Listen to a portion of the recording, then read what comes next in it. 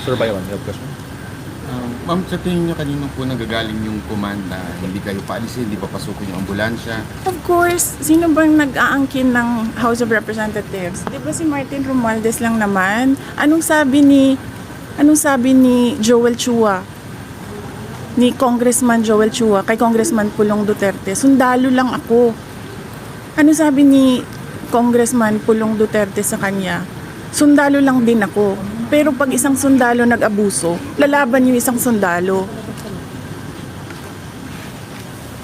And you can ask Congressman Pulong Duterte. That's a direct quote sa sinabi sa kanya, Congressman Chua. Next question. And you know what?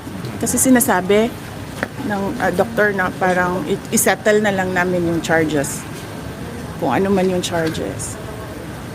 Martin Romualdez, ikaw magbayad ito lahat. Pag namatay ito, ikaw magbayad lahat.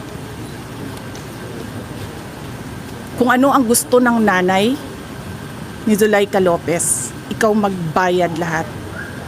Kasalanan mo ito. Kasi gusto mo magpresidente, hinahabol mo ako.